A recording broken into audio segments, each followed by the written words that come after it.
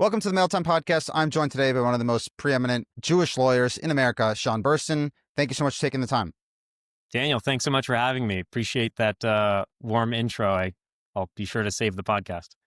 Look, and you didn't pay for it. I didn't pay you. We're just here having a discussion. I wanted to start because we've had a lot of overlap in terms of different philanthropic causes. I saw you're involved in Aleph Institute and also Chabad on campus. What attracted you to some of these Chabad-inspired organizations, and what do you see as the success of these organizations in kind of helping reinvigorate Jewish life? Yeah, I think what drew me to them was just how much they've done for me, in particular as a young Jew coming of age in college. Chabad on campus and my rabbi there on campus did so much for me. I was a former career as an athlete, and then I came to college, kind of blank slate. College students are so impressionable, which is why it's a really important battleground right now for the hearts, minds, and souls of future Jews. And the Chabad on campus infrastructure is really there delivering authenticity on campus, which is what drew me. There are a lot of different organizations that have political aspirations. They have, I don't want to say they're using students, but students are kind of like a tool to reach some sort of broader objective and get big numbers for your group. Chabad on campus and the shluchim are really about the individual student. Like the benefit, the means is the end is the means. Get the kid to wrap tefillin, get the girl to light Shabbat candles. So I was touched by the authenticity. It's not a job for the shluchim. My rabbi there. Who's your rabbi? Rabbi Steiner, Yudi Steiner, great man. GW, yeah, which is a real battleground today. After October 7th, we saw projected onto the university library where I'd study for finals, from the river to the sea, and these genocidal statements that are rosy platitudes, but right beneath the surface is calls for genocide against Jews. So I love what they do. I think it's really important to support them. The Aleph Institute really is. I worked in the court system for a while and saw during COVID there were a lot of inmates who were not able to get care. The specific inmates with high comorbidities for whom COVID was more of an issue than other folks. And these people really needed someone to take care of them and look out for them. They're humans, even though they had criminal convictions. So you look at the two branches of the Aleph Institute, they're there to make sure that someone's criminal conviction and incarceration doesn't mean they can't keep kashrus. There's no reason that someone who commits any crime cannot also have some religious connection. It's also better for the world, in my view, of all the things someone can be doing in prison, illegal drugs or violence or whatever. Let them learn, let them come closer to God. And the Aleph Institute does that for inmates. I've also met so many heroic soldiers in the U.S. Armed Forces. I'm a diehard patriot, and I'd love to talk about my love for America, which starts with the soldiers who created America with George Washington and defend it to this day. The Aleph Institute makes sure wherever they are deployed, they have what they need to be proud Jews. You mentioned something about anti-Semitism on campus. How would you analyze President Trump's initiatives when it comes to combating anti-Semitism and how that intersects with the counter-argument about free speech and free expression on campus? Yeah. So I think President Trump has done really heroic work that was years too late. He started it right away, but of course, under President Biden, there's a line. Like, personally, I really don't care if someone has views that are different than mine, but I have a family member who was at Columbia and Harvard, where the expectation was in both schools was at the beginning of class, you have to acknowledge that you're Jewish and basically apologize for it. That's not First Amendment speech. That's prejudice. That's using speech to perpetuate prejudice. I think there were reports at UCLA and many other campuses where students were blocked from entering their classrooms. That is not free speech. That is anti-speech. Learning is the purpose of language and communication. When you are blocking students from walking into their classroom on the basis of their religion or viewpoints, you are not engaging in free speech. So what President Trump has done with his initiatives, I think ultimately the end there is not to prohibit people from teaching even what some might think are anti-Jewish thoughts or anti-Israel thoughts or doctrine, but at least just making sure the Jewish students are safe. I think Jewish students are safer now because of those measures. I think you still have ultra high proportions of relatively far left people in academia and publications. So like that's still there. Free speech is still there. It's not like Trump has done all these things and now, Yale is some hard right institution. The left still has space. The room for debate still exists. But I do believe students are safer now. And so I commend him for what he's done. And it leads also to safety. Obviously, speech is not a threat. Of course, speech is speech. And if you're going to take action, God forbid, as Charlie Kirk was assassinated, that is a very different category. How do you see the relationship between the hard left and even some of the more mainstream left trying to make a case about hate speech and a traditional view of the U.S. Constitution and First Amendment rights, in which you're allowed to say these crazy things, but at the same time, there are legitimate concerns about inciting people to do crazy things?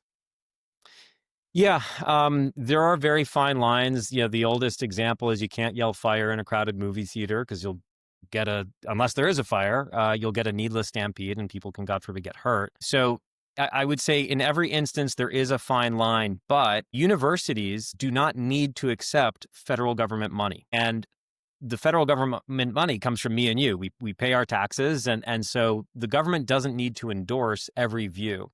And so I am generally comfortable with the view that universities, if they want to be independent, they can maybe be a little bit more free. But to the extent that they're funded by the government, I think it's the expectation of the government that the federal government steps in and protects students who are being harassed. My analog for that is you go back to the 1960s, 1970s. I mean, it started, I think Brown versus Board of Education was decided off memory in 1954. The federal government came in and created desegregation in states like Alabama, where you had a governor, I believe it was George Wallace, who was totally anti-desegregation and maintained segregated students for black and white schools for black and white students. The government came in and forcefully implemented desegregation, forcefully stopped white students, I would say probably universally white students, attacking black students on the basis of their race. So to me, it's a very similar analog. I don't think the free speech cost has been too high because, as I said a moment ago, you still have plenty of anti-Israel people, and you have it on the right too, which is equally problematic. Well, you talk about now anti-Semitism on the right, and I would actually argue that it's more problematic than some of the crazy radical left-leaning stuff because it's being driven by people who were formerly seen as being somewhat sane. A lot of people remember Tucker Carlson for hosting on Fox News. There are many people who that was the only program they watched on Fox News. And now you have Tucker Carlson promoting some of the most heinous Holocaust revisionism and hosting all sorts of insane podcast guests. Not that there's a problem with hosting insane podcast guests, but that you don't push back on the serious things that they're raising, right? So it's not a platforming issue. It's simply how you're engaging in that content. Do you think that the radical left is more of a threat to the Jewish community in America today, or is it coming from the radical right? Yeah, that's a really good question. It's one that I struggle with. I've had friends who are decidedly on the right. One of them came up to me a couple weeks ago and said, I don't think it's too far out into the future before he was talking about himself, before he votes Democrat and votes left. And I thought it was just a really interesting insight because I never expected to hear it from him until I saw some of what you're describing. So to take Tucker, for example, I think it is to me, it feels worse. I am on the right. And so when I hear it from the left, it's easy for me to say those are, hard left elements and I never paid them any mind. When I hear them from the right, I feel a sense of betrayal. And that kind of stings because it's like, I thought we were all in this together. I thought we were all anti-terrorists, right? Anti-terrorists, defend the homeland, support American principles throughout the world, not necessarily sending American soldiers to go out. But I thought striking Iran, Tucker was completely wrong about that. He predicted, a redo of Iraq with the B-2 bombers striking Fordo. He was wrong. And I think that's a really important point to remember. These folks on the right who are emerging in what people call the woke right, they have repeatedly been wrong in their predictions. They've been wrong about Israel. They've been wrong about Iran, and we should remind them of that. My concern with Tucker is he uses a fake version of the Socratic method of interviewing, which is the true Socratic method is just keep questioning the person who's speaking until you've distilled their ideas down to the core. He just asks these questions like, oh, shucks, that's real. I never heard about that before. That's real. Oh, did the Jews do that? Did that happen? Or he won't say, did the Jews do that? I'm paraphrasing, and it's a broader point, not specifically about Tucker. But when I hear him ask these questions, he has this sort of tacit approval, like, wow, I'd love to learn more about that. Or you hear Nick Fuentes talk about how he loves Joseph Stalin. And what does Tucker say? That's really interesting, and nothing more. He moves on. So I thought what he did was very weak in that particular interview. I don't have an issue per se with platforming people. Let them talk. My father says, I like my Nazis where I can see them, right? Just you have other countries that ban any of that kind of expression. That doesn't ban the actual conduct. And I'd rather see the conduct so I can identify it. Fuentes is a very interesting point. For me, I actually don't think he's engaging in a good faith exchange of ideas. So I'm actually less perplexed about him, and I'm less nervous about what he's saying because I think he's doing it as a troll. Yes, he might have deep-seated hatred, but if you watch any of his content, he's saying incendiary things that intentionally go over the line in just about every subject. So if he's talking about women's rights, because he's anti-radical feminist movement, he'll say women shouldn't vote. If he is talking about immigration, even though he's half Mexican, he will say incendiary things about immigrants because he knows it's going to get a rise out of a certain part of the audience, and I think it will drive clicks. Tucker is a different animal because he comes at it, from a position of power. Nobody's listening to Nick Fuentes in a serious way in Trump's decision-making, right? But when it comes to Tucker Carlson, he essentially made J.D. Vance's career. He was very close to Charlie Kirk. And when you have the ear of the vice president of the United States, the president of the United States, it's far more consequential. That's, to me, what makes Tucker far more dangerous. And unlike Candace, who I don't think is particularly well-versed in a lot of these subjects, Tucker knows just enough to make very sophisticated sounding arguments so that if you're casually listening, you might think that there's something there.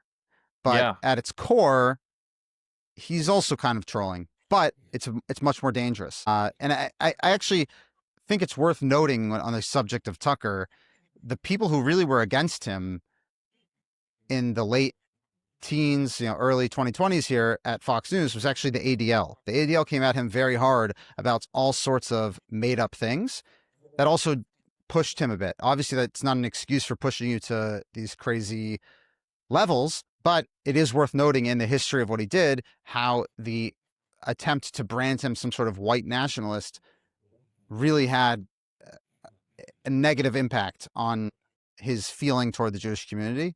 Again, that's not an excuse, but we have to understand what we're doing. What do you think of how the ADL handles the issues of anti-Semitism today? So I haven't specifically seen like that example you're talking about, the ADL and Tucker Carlson. So I can't speak to like their methods or what they do. I'm just not familiar. It doesn't, I guess, come up in my algorithm. I'll tell you this just to be clear. Like here's a quote from what they said. April 9th, 2021, Abe Foxman sent a letter. He said, actually, it was Jonathan Greenblatt. He said that he's not engaging in legitimate political discourse. It's dangerous stuff. He's promoting the Great Replacement theory, that he very hateful. They actually, I believe, if I'm not mistaken, they mentioned something about his advertisers as well. There's an article coming here from Fox stands behind Tucker Carlson after ADL urges his firing. Yeah, so I just think that there was ways where, Nick Fuentes couldn't fly, right? I think that's crazy. So I think that's what 9/11 protections were designed to protect us from, sitting next to Nick Fuentes, as much as I wouldn't want to be near him. Correct. Yeah. Near him. Yeah. Although I mean, I wouldn't per se be opposed to having a conversation with him, not because I'm not to endorse him, but I'm of the view. Yeah. If I could have talked Hitler off the ledge of doing what he did, I'd give it a shot. I probably wouldn't be the person to do it, but I don't think we need protection from him existing, right? That No, and I actually think in the free market of ideas, you went to the University of Chicago. It's actually valuable to at least understand people with whom you're talking, right? I've had plenty of guests on my podcast with whom I agree, plenty of guests with whom I disagree. I think that it's about how you engage in the conversation and what you're providing legitimacy for. You wear a kippah. You've been involved in some pretty prominent cases. I want to ask you about Antonio Brown after, but first, just as a kippah wearing lawyer, what's that been like before October 7th, after October 7th? Do you get comments? Do you get questions? What's it like being a representative of the Jewish people practicing law? Wearing my kippah every day is a great honor, and I strive to honor the kippah and the message it sends. I try to live and make a Kiddush Hashem wherever I am, especially in court.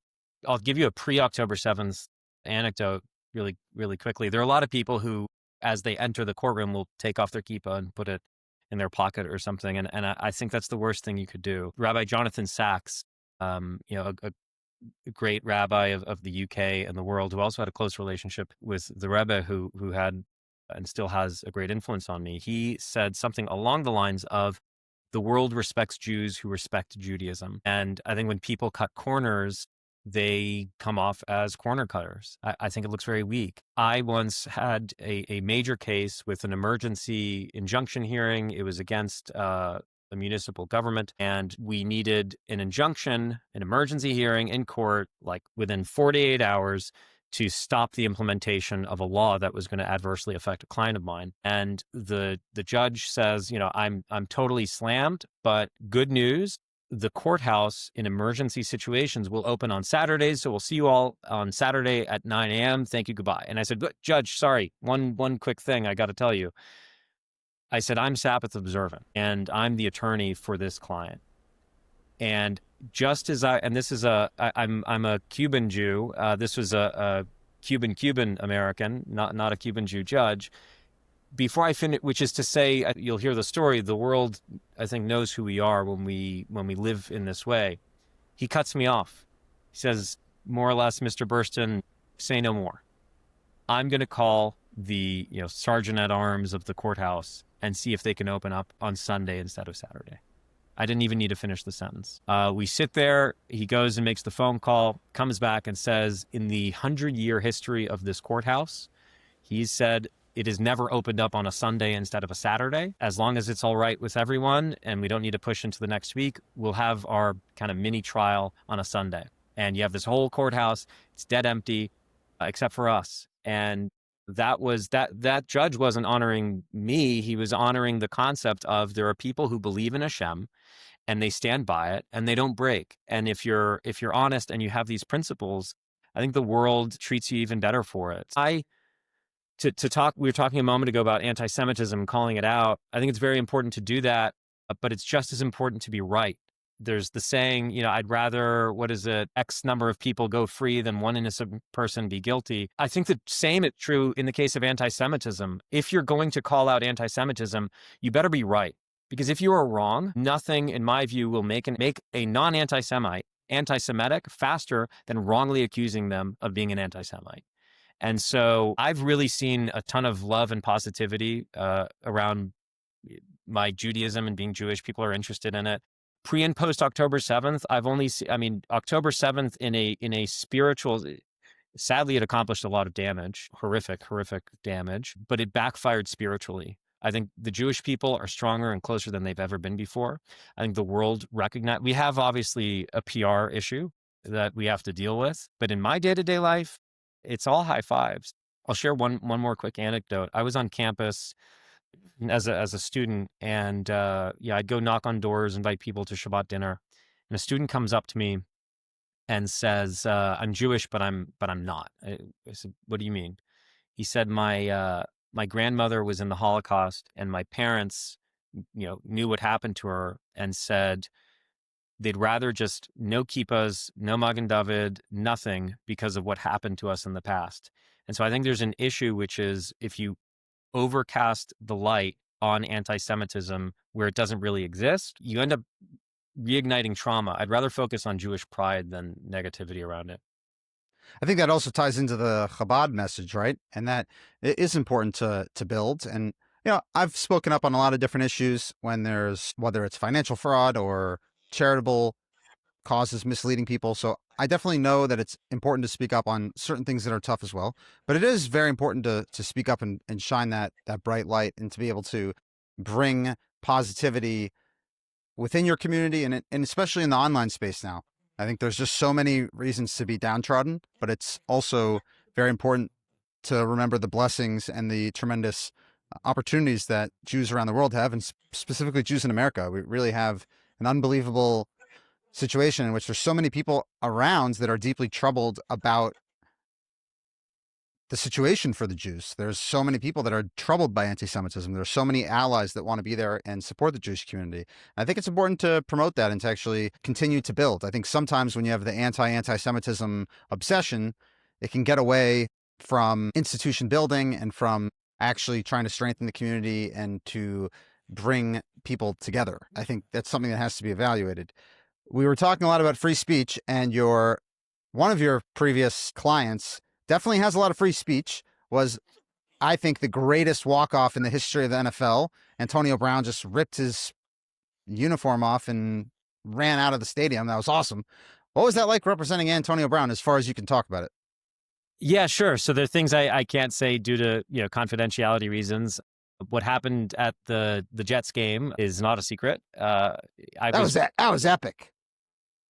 I was representing him at that time. I'll tell you, in my relationship with Antonio Brown, he was nothing but a gentleman. There's the persona, there's the athlete, there's the guy who you're on the phone with, who's a real person. And my personal experience with him was great. I'll tell you, we were around that time, there was a lot going on with the team, with the league, and I was spending just a ton of time day and night on a number of issues. And he calls me one night, maybe it's like 10:30 p.m. Hey, Antonio, what's going on? And he says, are you home? Yes, typically at 10:30 p.m. if I'm not in the office, I'm home. I said, I am. He said, your family's there? Yeah. He says, can I talk to your wife? And I say, sure. So we put it on speaker. Here she is. And he says, Mrs. Burstyn, this is back to the Shabbat point. I just want to tell you, I need Sean or whatever. I call on him so much. I know that I can't call on him Friday night to Saturday night. And that tells me how important it is to him to spend time with his family. And so I know that when I call during the week and I'm on the phone now, I know that it's taking away from something that really matters to you guys, which is your family, because of what he knew about Shabbat. So he says, I just want to thank you for making him available or letting him be available to help me out. That was a Menschlichkeit thing to do, right? That's a different Antonio Brown than you might see on Twitter or X and Instagram. Yeah. It's a very different one, and it's the great one, and it's the best one I ever knew. I was also once traveling with him for a work matter, and I said to him, I'm going to step out into the side room for a minute because I needed to daven. It was an overnight trip. So I put on my tefillin, I have my talis, and he peeks open the door and he looks and he says, can I come under the talis with you?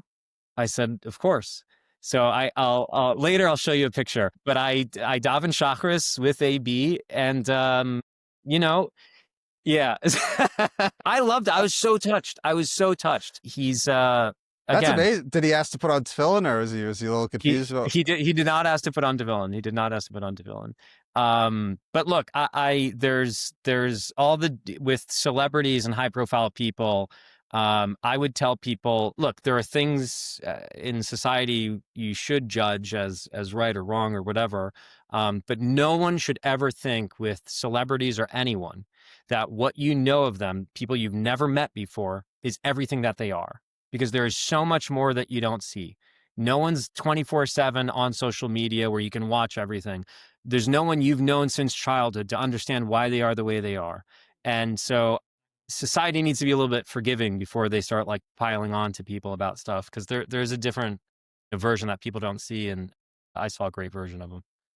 It's definitely an amazing point, because there's so many people, even just their online persona is an online persona. It has nothing to do with who they actually are. And I think also, is particularly in the NFL with wide receivers, there's a little bit of a shtick where they act particularly outlandish. Terrell Owens, even Justin Jefferson with his grills and all this other stuff. There's a persona that's going Yeah. with it. Before we wrap here, what would you say are the most interesting legal cases that you see on the U.S. landscape today? Yeah, that's an interesting question. There's a lot. I'm constrained in terms of being able to talk much about some of the things I'm working on. I will tell you, this is legal-ish. What I'm currently thinking about in my spare time is the legal framework for the strikes on drug boats coming out of Venezuela.